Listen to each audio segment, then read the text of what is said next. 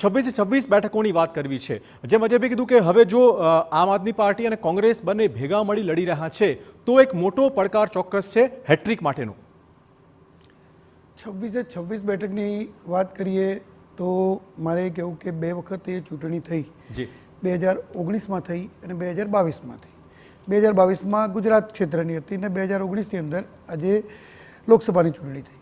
તો લોકસભાની ચૂંટણીના પરિણામો જોઈએ તો 2019ની લોકસભાની ચૂંટણીમાં આમ આદમી પાર્ટી નામનું કોઈ અસ્તિત્વ ગુજરાતમાં નહોતું અને માત્ર એક જ પક્ષ સીધો લડ્યો હતો। છતાં પણ મારે અજયભાઈને યાદ અપાવવું પડે કે ભારતીય જનતા પાર્ટી 173 સીટો ઉપર 182માંથી 173 સીટો પર ભારતીય જનતા પાર્ટી લીડ કરતી હતી। એ આદરણીય નરેન્દ્રભાઈના નેતૃત્વની અંદર એમની વિકાસની વિચારધારા અને એમના કરેલા કાર્યો ઉપર એ આ 2019નું રિઝલ્ટ હતું। ત્યારબાદ 2022નું જે રિઝલ્ટ આવ્યું એમાં બે પાર્ટીઓ સામે ગઈ હતી।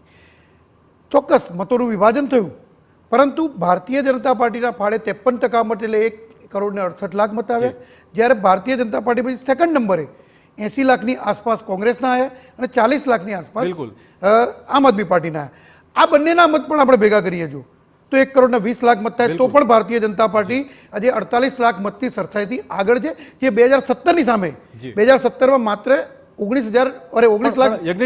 હવે પહેલા જેમ અલગ અલગ લડતા હતા આપ અને કોંગ્રેસ, હવે બંને ભેગા મળીને અલગ અલગ મુદ્દા ઉઠાવશે, એની મતદારો ઉપર ચોક્કસ અસર પડશે કે નહીં પડે? બીજું કે મતદારો ઉપર એવું નહીં માની લેવું કે એક ને એક બે થાય એવું ક્યારે ન માની લેવાય, કારણ કે બે પક્ષો જ્યારે ભેગા થાય તો એ બંને પક્ષોના કોઈક મતદારો એવા પણ છે કે જેને એક્સ નથી ગમતો એટલે વાયને મત આપતા હતા અને વાય નહોતો ગમતો એટલે એક્સને મત આપતા હતા। જ્યારે બંને ભેગા થાય ત્યારે એ એક્સ અને વાય બંનેના જે વિરોધી છે એ ત્રીજી ક્યાંક જગ્યાએ પણ જવાના છે।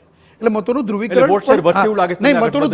પણ થાય। એટલે એવું નહીં કે જે ટોટલ મત મળ્યા હતા આમ આદમી પાર્ટીને અને ટોટલ મત મળ્યા હતા કોંગ્રેસને, એ બંને મત ભેગા થઈ અને ભારતીય જનતા પાર્ટીની સામે એવું ક્યારે શક્ય ન થાય।